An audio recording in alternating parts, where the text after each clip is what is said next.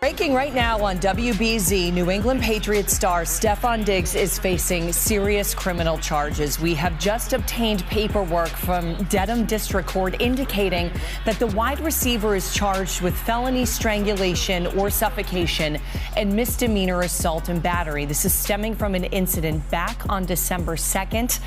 Diggs is scheduled to be arraigned on the charges in Dedham on January 23rd. That is just 2 days before the AFC Championship game.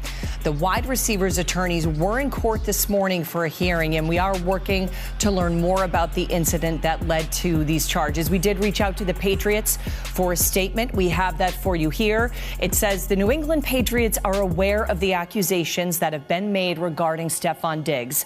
Stefon has informed the organization that he categorically denies the allegations. We support Stefon. We will continue to gather information and will cooperate fully with the appropriate authorities and the NFL as necessary.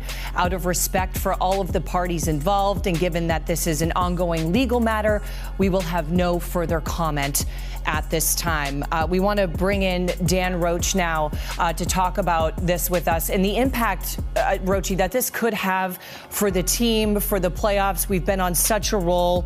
How does Coach Vrabel make sure that this doesn't become a distraction for them?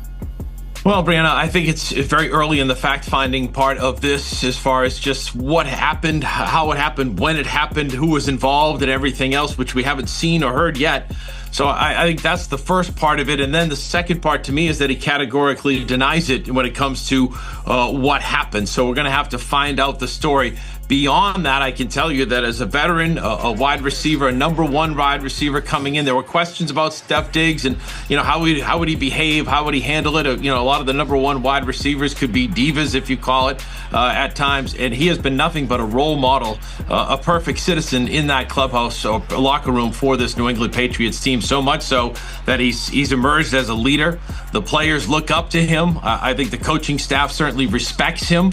And everything that he's done in a Patriots uniform has been good for the team. In fact, just the other day, post-game after their win over the Jets down in New Jersey, he was speaking in the locker room talking about being 30 yards away from being a 1,000-yard wide receiver, I think for the 7th time in his career. And he had knee surgery last year and came back, and I think it meant a lot to him. He was almost, to me, kind of emotional, almost in tears, saying he just wants to win, that these milestones don't mean as much to him anymore in his career. At this point of his career, he just wants to win, loves this team, and wants to be a part of them trying to win a Super Bowl. So, like I said, it's again, nothing surprises me, in sports anymore.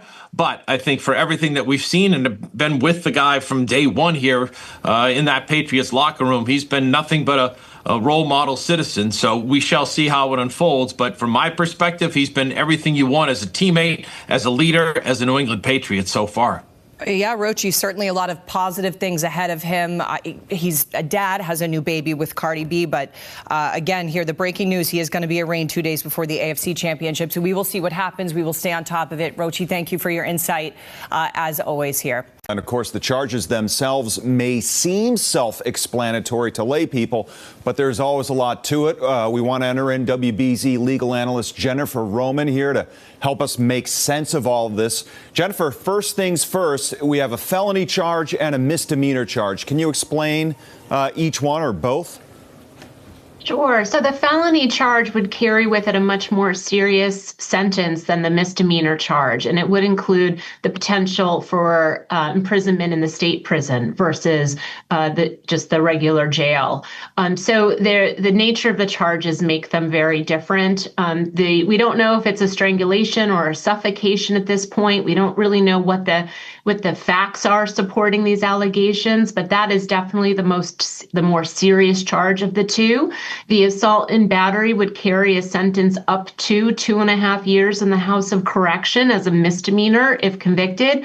Whether or not somebody gets if convicted, whether or not somebody actually receives the type of sentence they receive depends on the nature of the crime, whether or not they accept responsibility in any way, show remorse, but also whether or not there is a prior criminal history here that would support a harsher sentence. So as this all sort of still is unfolding, we really don't know a whole lot. We'll know more at the arraignment later in January. That should provide some more details about what the allegations are and would shed some light on what potential sentence could look like if he's actually convicted. Okay, so you mentioned that arraignment. That's January 23rd. There was this motion hearing today. Can you explain briefly, lay terms, what a motion hearing is?